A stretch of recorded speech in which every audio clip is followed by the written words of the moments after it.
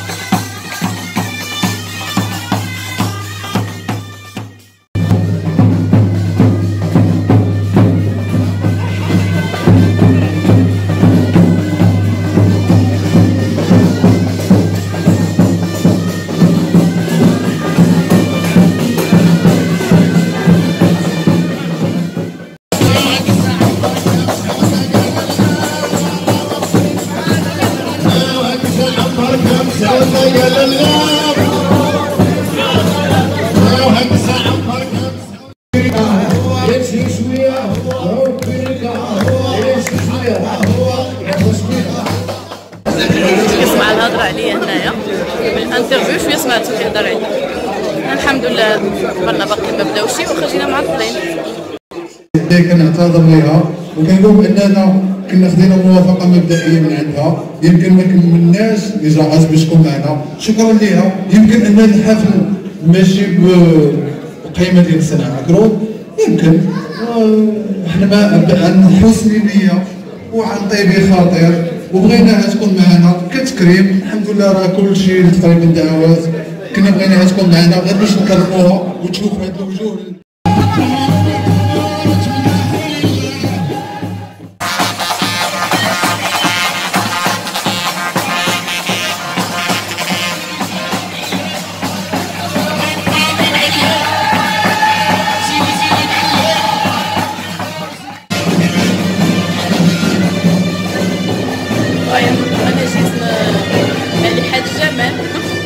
عرفتي بالي بحال العرس دابا عاد كنحاول نفهم.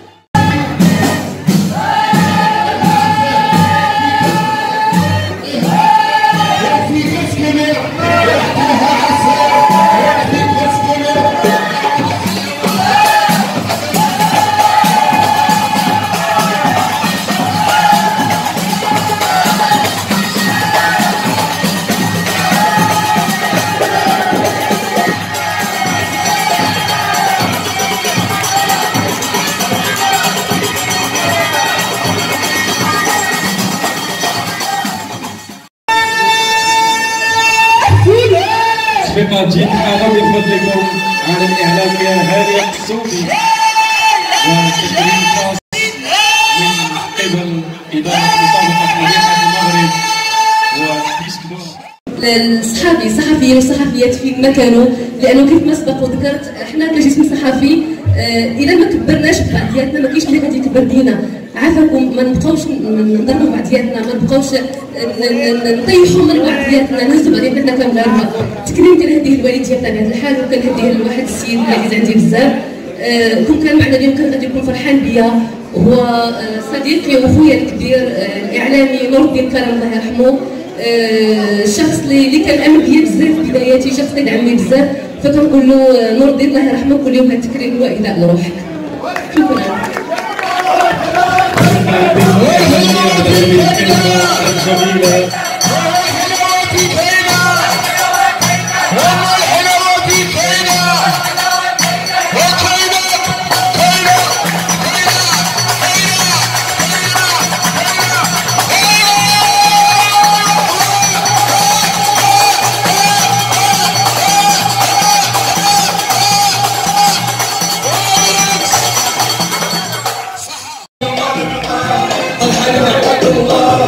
الله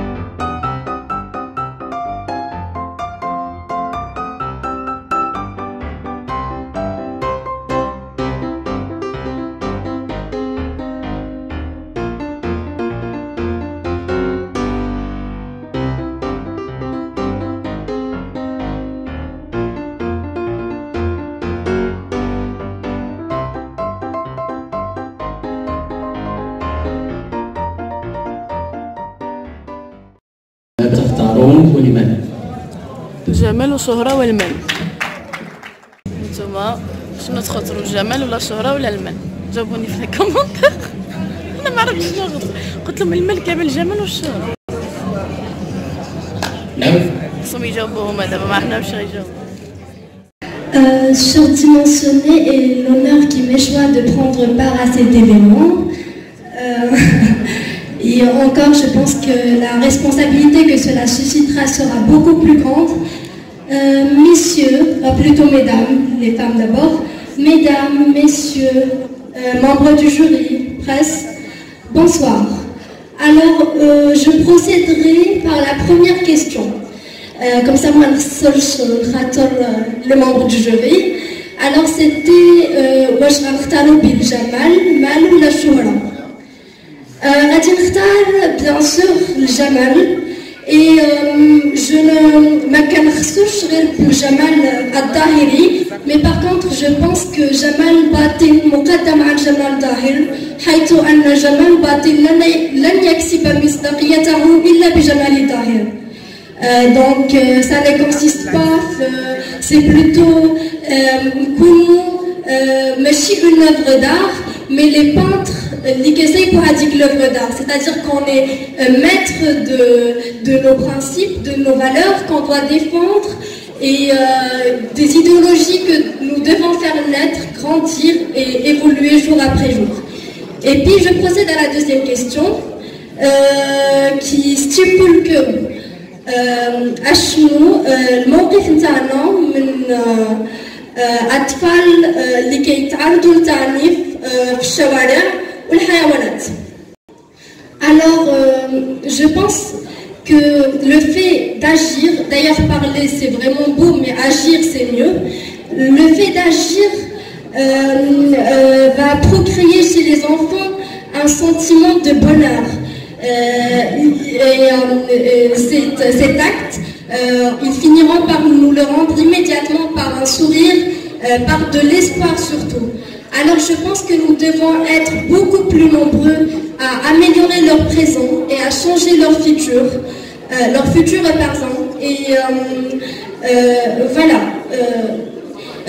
à leur procréer du bonheur, quoi, que ce bonheur ne soit qu'un papillon qui s'envole au moment où l'on croit le saisir, et pas qu'il soit tel un éclair, mais soyons beaucoup plus nombreux à agir, parce que dans la société, il y a certes des acteurs et des téléspectateurs, et ils faisant partie plutôt les acteurs pour changer et aller vers le meilleur. Merci. Bravo. تصفيقات جد حارة والآن مع المليحة الثانية. هذه المسابقة اللي هي مسابقة مليحة المغرب. وبالنسبة للسؤال الأول باختصار شديد أنا غادي نختار الجمال, لأنه من الجمال غادي نوصلوا للشهرة ونوصلوا للمال إن شاء الله. وبالنسبة للسؤال الثاني نبغي نقول باش نحميو الأطفال والحيوانات غادي سمعناش فين جاوبت الجمال ولا وهذيك الجمعية غادي نديرها بوبليسيتي في لي ريزو سوسيو. كيف كنعرفوا دابا اي حاجه ولات كتنتشر في مواقع التواصل الاجتماعي, يعني غادي يسهل عليا باش انني غادي نجيب الناس اللي غادي يتبرعوا لهاد الاطفال, يعني باي حاجه, ملابس, فلوس, ممكن يعاونوا باي حاجه, وان شاء الله نساهموا. هادشي كيساهم في التقدم ديال البلاد. وشكرا. ماذا لديها؟ Je dis bonsoir. Merci d'être pour ça pour parler devant des téléspectateurs et des tels membres du jury. Bref, je réponds à la première question. Pour moi, ni la beauté ni l'argent, c'est un critère pour vivre. Être populaire, plutôt chérie. parce que انا ما كنشوفش راسي الحمد لله ناقصه من الجمال, ني لانتيريور ني ليكستيريور, ني الجمال الخارجي ني الجمال الداخلي ناقصني الحمد لله. دونك كناخذ الشهره حيتاش بالشهره وبجمالي الحمد لله بيهم بجوج باش غادي نقدر نجيب لارجون. دونك ان سيل كريتير جو في rassembler les deux critères اللي تعطاو لينا. Deuxièmement, je réponds à la deuxième question. Pour les enfants et pour les animaux, c'était les deux sujets اللي اختاريتهم باش نتريتيهم في le projet social ديالي qui était à but non lucratif. J'espère que je تقلت عليك. تبارك الله عليك. تصفيقات حارة على المليحة الثالثة ومن تركيا، مليحة المغرب بتركيا، فتتفضل. Bonsoir à tous, je vous remercie infiniment d'être venus. Je remercie le jury, monsieur Wala Aladdin. Excusez-moi, je vais plus parler en français parce que j'ai un peu de faiblesse en arabe. Alors, pour répondre à la première question, c'était les trois critères. Je crois la beauté, la célébrité ou l'argent, c'est bien ça. Honnêtement, si vous me parlez moi, autant que Marim Khaldouni, je ne choisirai ni la première, ni la deuxième, ni la troisième. Pour moi, parce que étant Miss ou Malihat Maghrib, c'est vraiment autre chose. C'est plus éducation, un niveau intellectuel, c'est beaucoup de choses qui sont en jeu. Donc, si vous m'obligez par contre à choisir, je choisirais plus l'argent. En toute transparence. Parce qu'avec l'argent, je pourrais avoir la célébrité et la beauté. La beauté aussi, c'est un truc qui s'achète maintenant. Alors, pour la deuxième question, c'était pour les enfants maltraités et les animaux, c'est bien ça. Alors, pour ce sujet, moi je dirais plus que c'est un acte qui doit venir par soi-même dès le départ. C'est-à-dire avant de penser aux associations ou quoi que ce soit, je dirais plus c'est un acte personnel. Autrement dit, si on est dans la rue du jour au lendemain, tu vois un enfant qui n'est pas à l'abri, qui n'a pas d'argent, qui ne mange pas, c'est automatiquement un enfant maltraité. Donc c'est un acte soi-même. Donc moi, j'irai, je lui donnerai de l'argent, je lui donnerai à manger, et c'est ainsi de suite. Si moi je fais ça, le deuxième, troisième, quatrième, cinquième, c'est, on va dire, c'est toute une population qui va le faire par la suite. Par contre, en parlant de mon sujet social, moi, j'avais choisi les mamans célibataires. Et ceci, ça contribue sur le sujet que vous m'avez posé, monsieur, du fait que j'évite, comment on dit, désolé pour les termes, les enfants, la quête, c'est ça comme on appelle. Donc, en optant pour le choix de cette association, autrement dit, je minimise les dégâts d'avoir des enfants sans papa, sans maman, ou même un enfant qui est sans papa avec une maman, il trouvera quoi faire du jour au lendemain. Voilà, eh ben, merci beaucoup.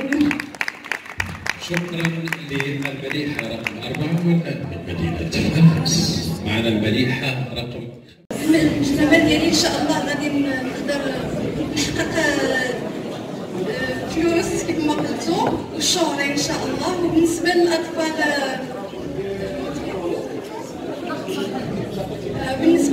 المعدنافين وبالنسبة للزانيمو خاص حملات تأسيسية وتوعوية باش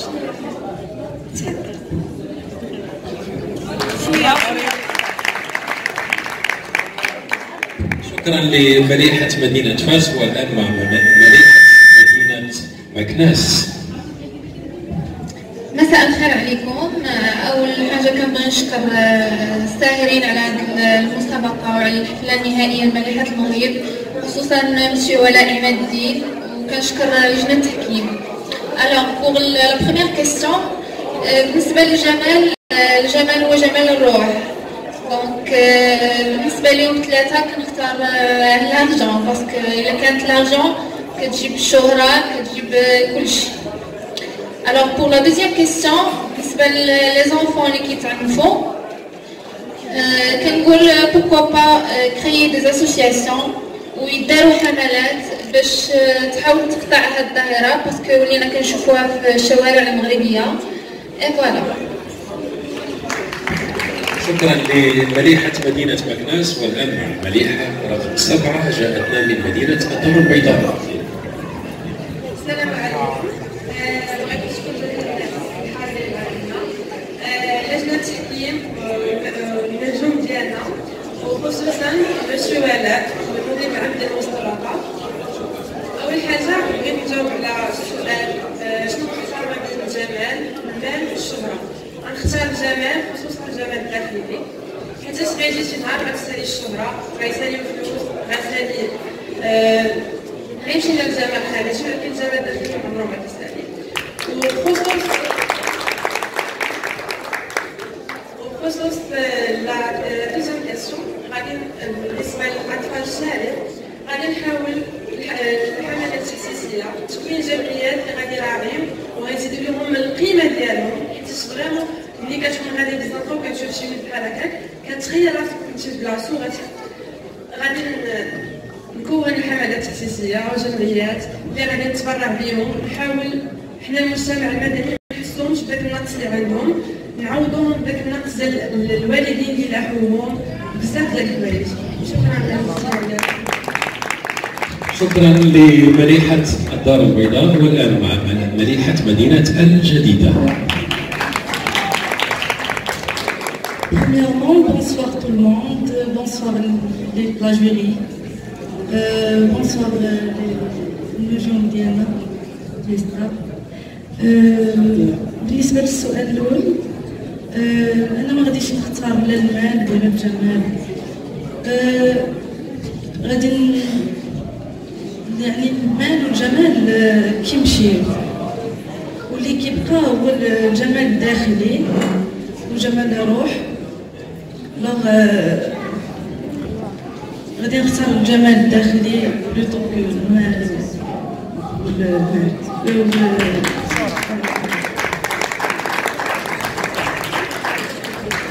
بالنسبة للسؤال الثاني، الوليدات اللي كيتعنفوا وداكشي ما شفتهم بزاف كيتعاطاو بزاف ديال الحوايج المخدرات، كاينه شغل زنقه ما كاينش اللي كيتصور ليهم. جو بونس خاصنا نعاونوهم ونديرو واحد الحملات تحسيسيه ونحاولوا نجمعوا كاملين الناس ونعاونوهم، ماشي غير نعطيوهم حوايج ونعطيوهم ماده، ولكن نحسوهم بلي حنا والديهم وحنا يعني معاهم، يعني نخليوهم يحسوا براسهم بحال حنا والديهم باش كاع ما يبقاو يحسوا بداك النقص ديالهم. بالنسبه للزعيم يعني كنلقاو في الزنقه وهذا تما je les considère comme ce sont des êtres humains بحالنا بحالهم، نحاولوا تما نتعاملوا معاهم كيف ما كنتعاملوا مع الانسان، كيف ما غادي نتهلاو فيهم ونكونوا معاهم تما محتاجين الحنان بحال اولا مسنور على الناس اللي حاضرين معنا هنايا، مسنور كذلك اللجنه التحضيريه اللي كاينه، وكنبغي نشكر الاستاذ ولاء عماد الدين على تنظيم المسابقه ديال الجمال خصوصا الجمال العربي.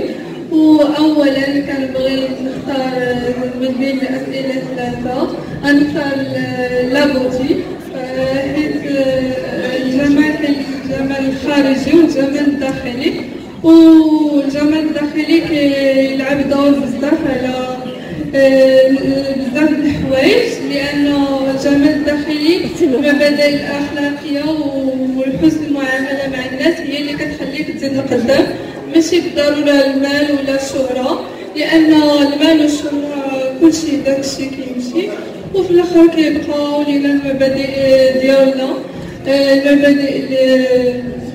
المبادئ الانسانيه. وبالنسبه للسؤال اللي موراه، السؤال الثاني اللي هو كيفاش نحميو الطفل يعني المتشرد.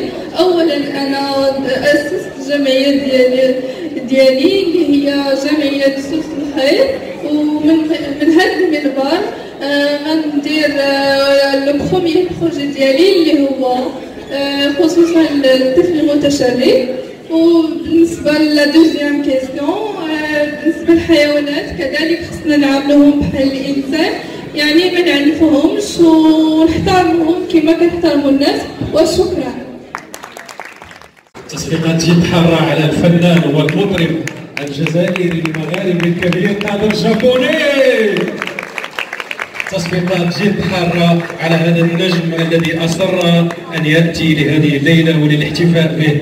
سي قادر كلمه للجمهور المغربي اللي تيعشقك واللي رحب بك كما لو كنت واحد منهم. بيان سور انا واحد من هذا الجمهور المغربي. بون يعطيكم الصحه وشكرا، يشرفني بزاف باش نكون هنا نتواجد في المغرب مع اخوتي الفنانين والممثلين. فرحان دائما كنكون هنا في المغرب، ربي يحفظكم. تصفيقات جد حاره على قادر الجابوني. قادر تفضل للمنصه وصوره تذكاريه مع مليحات المغرب، ويقدم درع التذكار للفنان قادر الجابوني نجم ذا فويس فريد غنام.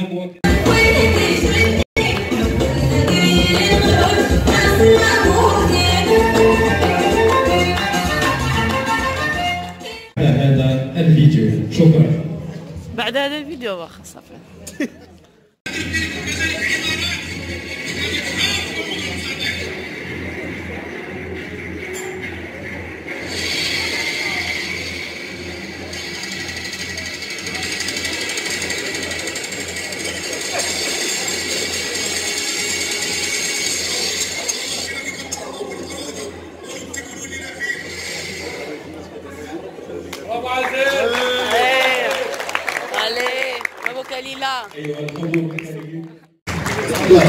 كلشي معايا كلمة وحدة، سلام سلام. يلا كلشي. نقول لكم من الصباح كنقول امتى نطلع للصين باش نسول سؤال واحد، شكون هذا اللي صرفكم قال لكم ما تصرفوش في هذه الحفله؟ شكون هذا اللي قال لكم ما تنشطوش؟ كروني الله بربعه ديال التكريمات والتسخيلات، حيت انا كنعرف التكريمات كنتكرموا كنديروا العباس، كيولي داكشي اللي غادي يعطيو علينا كيصرفوه ناس اخرين ولا كياكلوه في الوسط حتى كنقولوا مشينا بحالنا. ملي كنطلع شي تكريم كنبغي نشوف الناس ونشوف رياكسيون ديال الناس وكيفاش كينشطوا معايا، وكنوعدكم ان الفيلم الجاي ديال سعيده ومسعود مع الدبره هادي نتصوروا دابا هادي انا كنقول لها اختي هي كتقول لي با، وملي كتعيطيها في التليفون قدام الناس وكترشح ليا كنكون دايرها بارلور كيسمعها كتقول با. قالوا يمكن عزيز والده مع شي مرة. تبارك الله عليكم وشكرا لكم وشكرا للناس كاملين اللي حاضرين معنا، والجو زوين تبارك الله ويعني الشكل راقي والناس. انا غادي وصلت فريد غلام، هذا صديق ديالي، كلمه من العائلات انا جبتها اصلا باش نقول لها جويز انيفرسير ان شاء الله غدا عند العيد الميلاد ديالها، وبغينا غيقولها لنا بالصوت ديال فريد غلام غنقولها كامله مع كلمه. Joyeux anniversaire, joyeux anniversaire, joyeux anniversaire Kalila, joyeux anniversaire. سنة حلوة يا جميل، سنة حلوة يا جميل، سنة حلوة يا كليلة، سنة حلوة يا جميل. Asgasan barke, asgasan barke, asgasi fulki, asgasan barke, asgasan barke, asgasi fulki. شكرا فريد غنام. لنا مفاجأة لفريد، التكريم منا خاص. فريد غنام من مليحة المغرب 2018، تكريم خاص للفنان فريد غنام. تصفيقات جد حارة من فضلكم.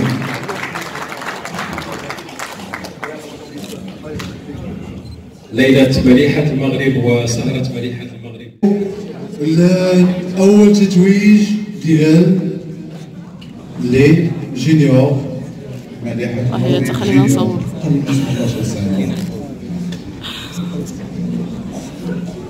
ونمشيو نشوفو الأوضاع. اسم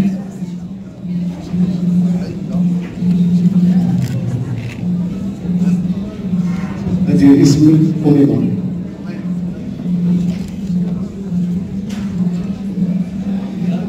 أميمة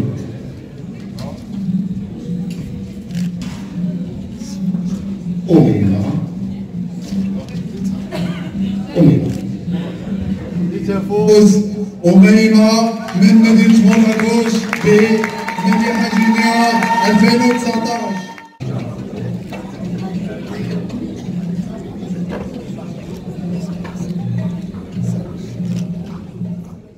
سي فريد كتهضر العربية؟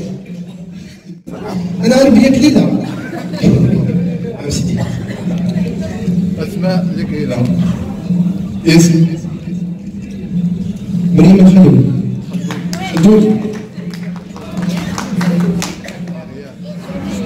مريم الخلدوني.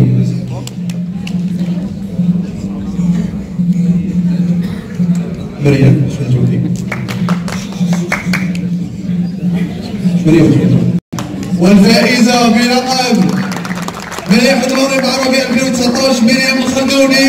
تقدم مرحبا تفضل قدامه.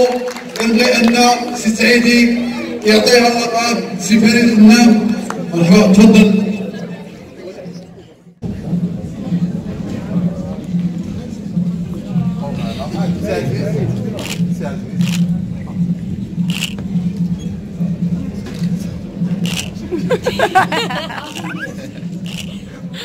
خدات الجائزة من الصنف الصغير لأنها تقريبا بوحدها في هذا الصنف، أما في الكبار يعني كانت واحد المداولة عليها باش نجحت الأخت وأستسمح.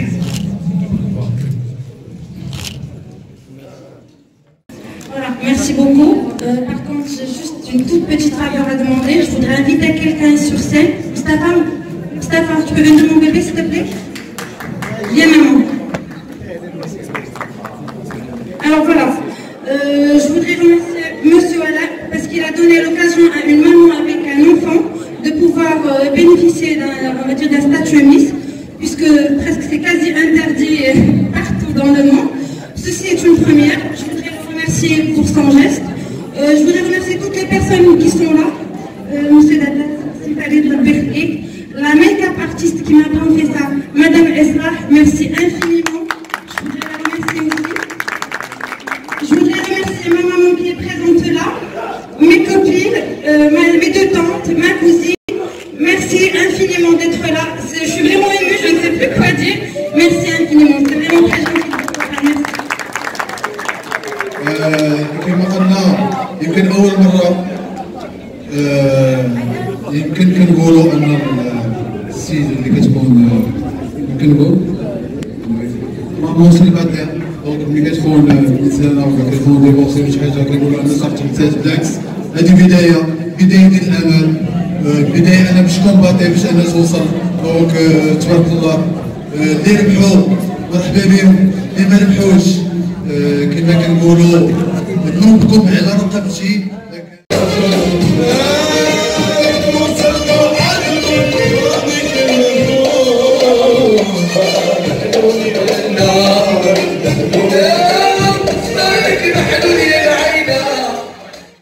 الفنية وهي ويا لالا مليحة المغرب في العملية ويا لالا.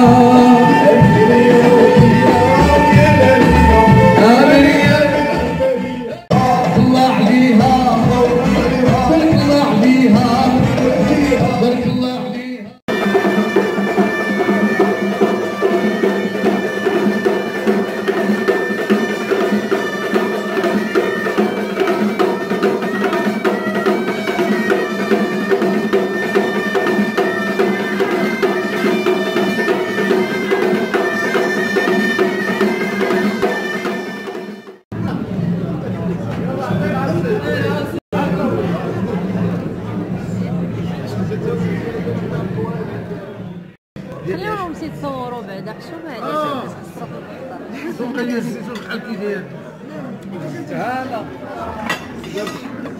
يعطيك الصحة.